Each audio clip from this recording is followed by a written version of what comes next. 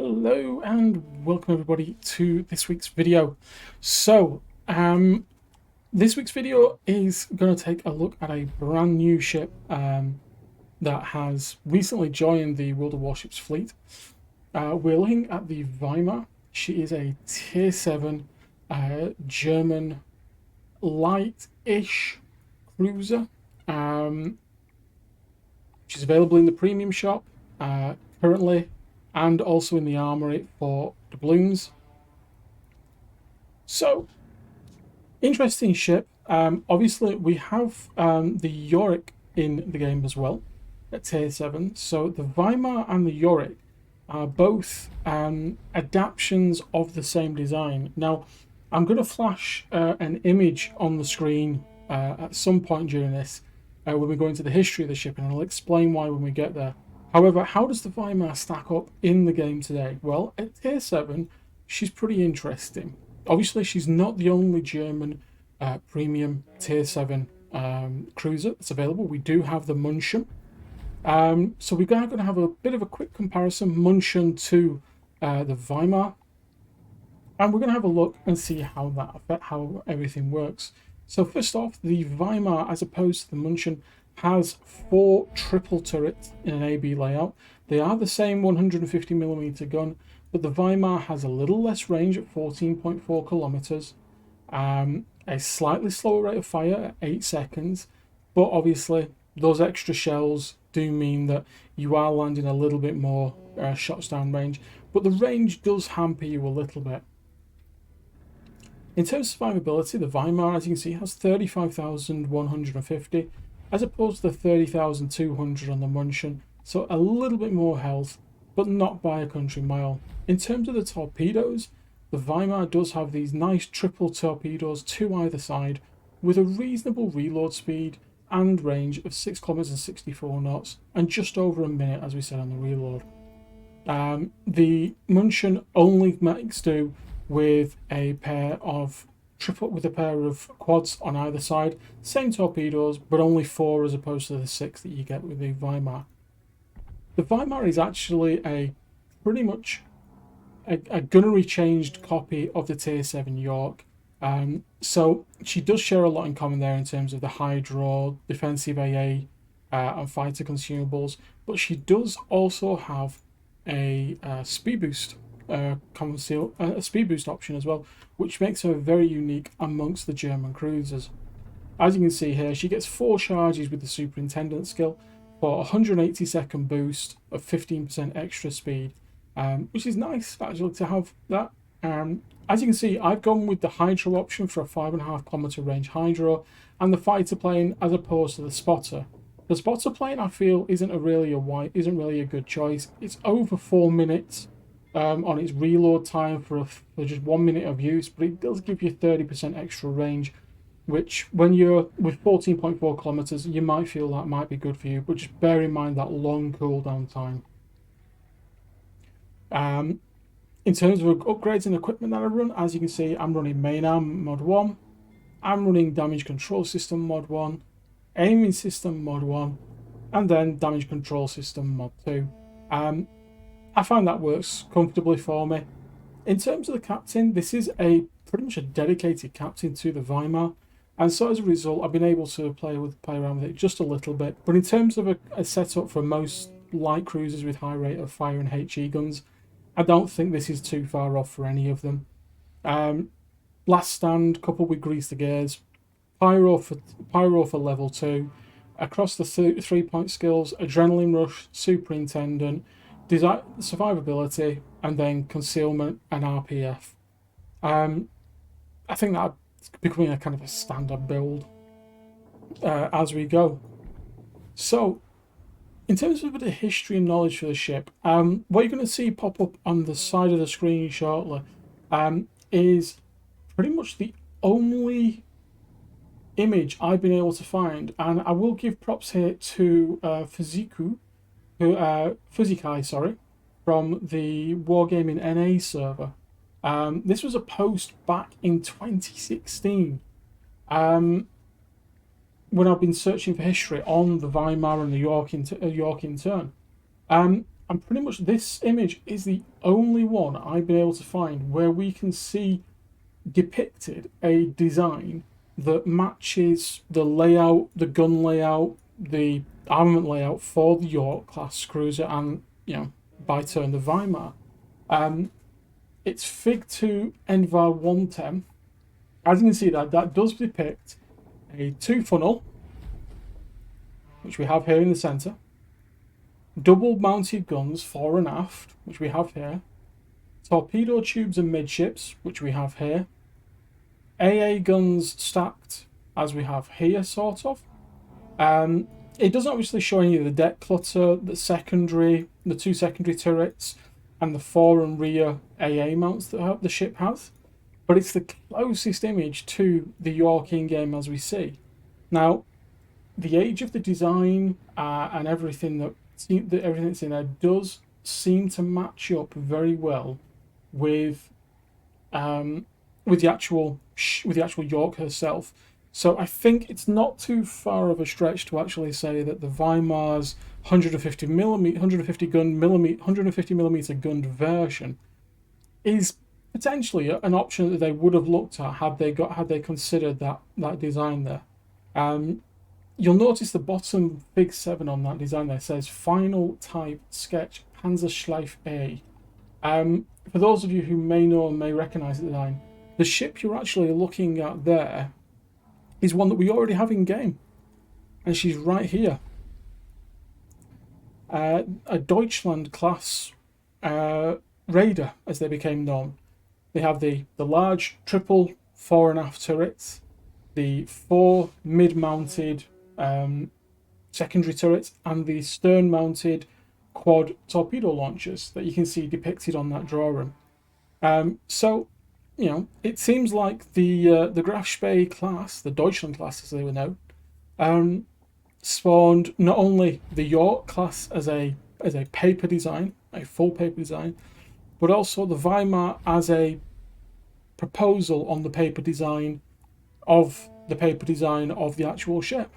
So, again, not a real ship, but the designs were there, and the outcome of the design process and sketches and the work did result in a real ship in the game, which is really nice to see, actually. So we're going to have a look at the Weimar in-game, and it's a little bit different from your normal game, this one. You are actually going to get to see the Weimar and have a look at how to play one of the operations that keeps people playing operations, Operation Narai, with myself and the Bobs guys. So enjoy the replay, guys, and I'll see you at the end for the summary.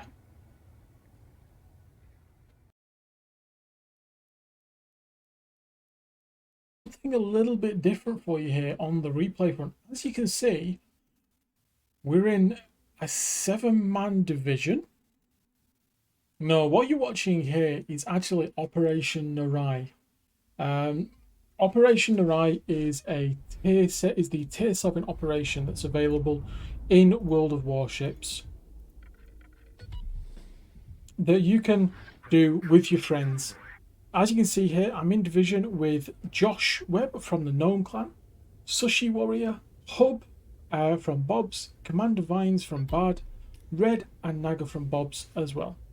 As you can see, we have a Leon, a Genizer, the Carluccio, the Atlanta, the Fiji, the Yorck, and I'm here in the brand new Tier 7 Kriegsmarine Premium, the Weimar. So, as is usual, we have a bit of horn work here at the start. So for those of you who don't know what Operation Narai is a convoy escort mission in World of Warships. You start with an engagement with a Dugatron, a Wyoming, and a Clemson on the right hand side, which, as you can see, the team is making short work of, with both the Wyoming and the Doogie taken out in quick succession. We're trying to get some shots here on the Clemson.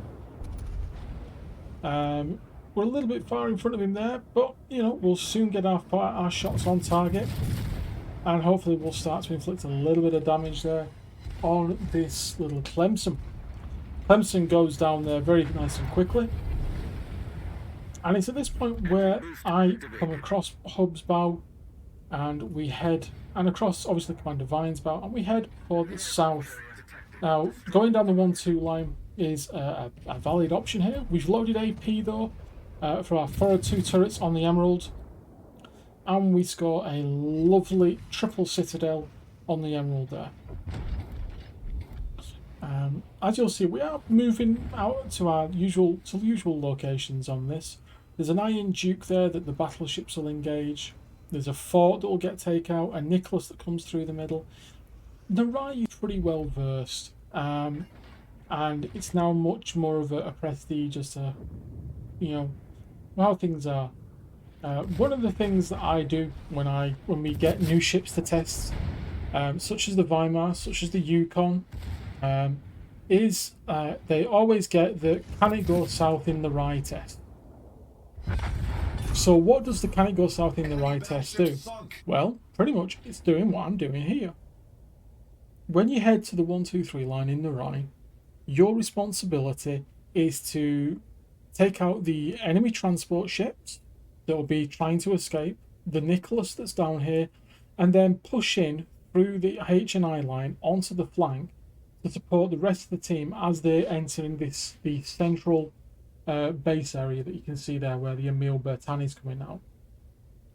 The Weimar is particularly well suited to this role. It has quick firing guns, it has nice HE and nice AP, it has a speed boost as well, which is very unique amongst the Kriegsmarine cruisers. It's the only one that has it currently.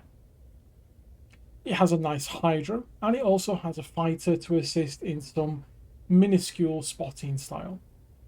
Now, the rest of the team is responsible for everything from pretty much the 4 line over and down to the F line. So the Emerald, the Emil Bertin, the Missouri that comes out from the port. It's at this point here where Squire is spotted. I do ask for some support. However, quite surprisingly, the HE shells that the Weimar has and these 150mm guns are surprisingly doing okay. So actually, I don't need any support from a hub in the middle. He is still going to provide it though, out of common courtesy. But as you can see, we're doing, you know, a couple of thousand, 3.5k per pop, and we're actually able to take it down ourselves. Normally you need a cruiser with 203mm plus to do that, but the Weimar seems to be able to do that quite comfortably. Our speed boost has just run out as the Nicholas comes out, but again, we're firing HE from these 150mm, and they seem to be doing a very good job dealing with this Nicholas. I haven't popped the Hydro yet, which is a very nice Hydro, but we've taken out the enemy destroyer sunk. We've taken out there. We've spotted the torpedoes in time. We've also spotted the St. Clair, which is the first of the 5 enemy transport ships that we need to take out. Now, because we're based on the Tier 7 Yorck class German cruiser, we actually have 2 sets of torpedoes on both sides. So, as Josh has just said in the chat there, he's going to go and deal with the CB. I'm currently dealing with the St. Clair. And we don't quite kill him, but he is burning, and I think, you know what, just to be sure, let's take him out. I look for the torpedo shots here on the cinnamon sieve, on the refueler, and then we also aim at the tanker. So there goes the refueler. Now I do make a mistake here and I don't land any torpedoes on the tanker. I should have waited to be in this position to shoot him, but I make a full turn, bring them round, fire those torpedoes. I then look the opposite direction, look round the other way. There goes the refueling ship. And I'm now going to go around to take out the support ship and the Canterbury, which is the HQ ship. Again, these all form a mission which is within Operation Arai, which gives you a badge which is called the Shark Amongst the Shrimps. Also goes by a couple of other industrious names, but basically it's removing these unarmed opposition ships out of the game before an armed ship. We've got a really nice reload, as you can see here. We get a torpedo strike there, and then all we've got to do is take out the Canterbury there. Shouldn't take more than a couple of salvos. We decide we're going to finish it with torpedoes, even though our secondaries are focused on it. And there we go, the Shark Amongst Shrimp award. I then fire the speed booster and push down through here. As we can see on the minimap, we have the Yorck and the Leon taking out the Lexington aircraft carrier. Again, you'll see above us, destroy aircraft carrier King, that's one of the missions. Escort all assault trooper carriers into the war zone. We've got 4 of those Liberty ships that we need to do. And defend the lead transport, which is the Cimmerian ship. And so far, we're doing okay. We're ahead of our transports.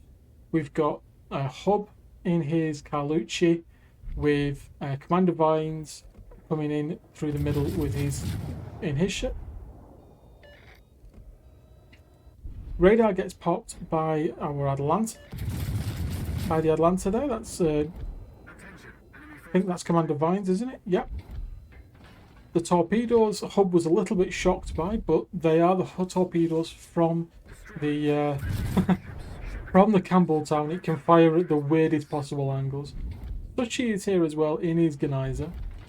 And at this point, it's basically just pushing to the corner where all the enemy ships spawn, in basically H, I, and J, 10, 9, and 8. That basic corner area there is where everything will now spawn. And as a result, we push in with a view to just farm as much damage as you possibly can do. This is what Narai used to be known for. Pushing in, farming a load of damage, and getting a huge amount of credits. You know, you'd load up your Belfasts, your Flint, your Atlantas, your Scharnhorsts. You know, you'd put all the flags on it you possibly could do, and you'd go to town to earn your credits, your free XP, your Commander XP, and it was really, really good for that. Then, in a bid to balance it, it was nerfed to make it about the same as if you were playing randoms.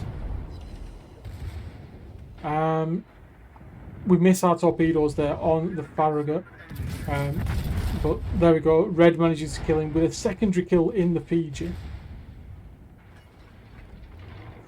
Shots into the Omaha there, gets blapped by Naga's Yorck. Torpedoes in the water for the New York, but the York is going to die a lot quicker than that. So yeah, they nerfed the income for the it, and since then people have slowly stopped playing operations. But I would encourage all of you, give them a try. You might not have the rewards already, and if you do have the rewards, there's no much a relaxed way to grind tier 7 and tier 6 ships than operations. I've said it before and I will continually say it again and again. It's just a nice, chilled, relaxed way to spend a couple of hours with 7 of your clanmates or 7 of your friends, earning a good chunk of credit, earning some good XP, you know, just having fun. And you can challenge yourself in it. We very often do challenge ourselves by playing ships that we're not very good at this tier. There isn't a ship that has recently come out that is tier 7 that I have not taken south in the ride. Even the glacially slow California has been south. The Florida with its very long reload has been playing south. We get a secondary kill there as well. Really nice triple citadel there on the shores. Fire is out. Oh, there goes the Atlanta as well. We're getting towards the end of the game now as well. All we've got to do is kill that Colorado, and that's it. We've finished. But yeah, I would encourage you all, go and spend some time playing the Rye with 7 of your friends, having fun, and seeing what's the daftest setup you can come up with and complete it. There you take on the Bob's Challenge. 3 suboptimal destroyers and 4 suboptimal cruisers. See how you do. Post-game stats following, and a bit of a summary for you on the Weimar. See you there, guys.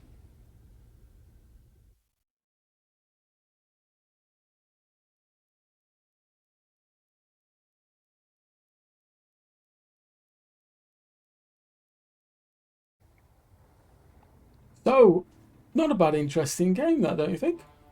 Always nice to see Opera Nation, the Rye, and get an idea of how you can do in it. 428,205 credits, 5,772 XP, 1,229 free XP, for nearly 200k of damage.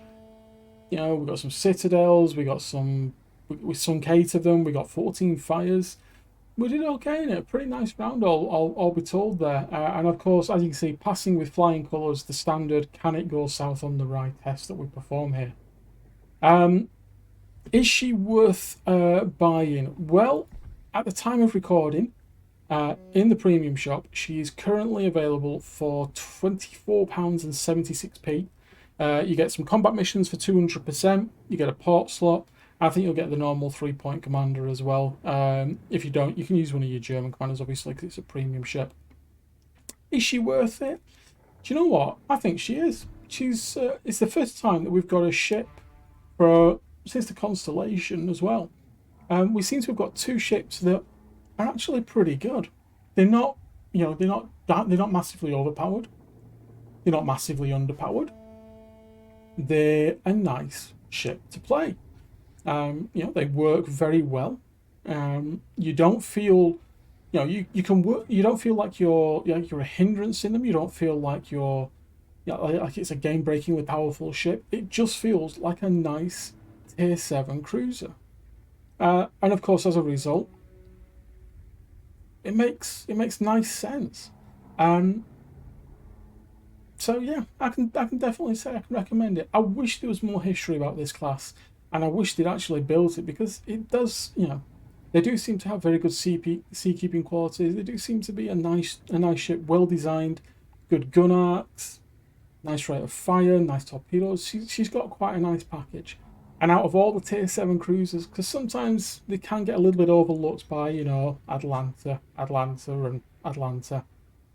and Fiji and Belfast. But, these are pretty good. The question always comes up of, would you get the Munchen over the Weimar?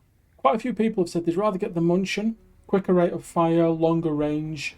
Personally, I'm the other way. I prefer the Weimar. The Weimar seems to suit me better than the Munchen. So my choice would be Weimar over Munchen, but obviously it is your decision. Remember, these are just guide videos for you to get an idea of what the ship is like, and think whether or not you want to spend your own money on it. I hope you've enjoyed. If you've got this far, please leave a like and a comment, and please, if you haven't already, we are very close to getting that first 1,000 subscribers to the channel. So if you haven't already, ding dong, and I'll see you on the next video, guys. Thanks very much. Ta-da.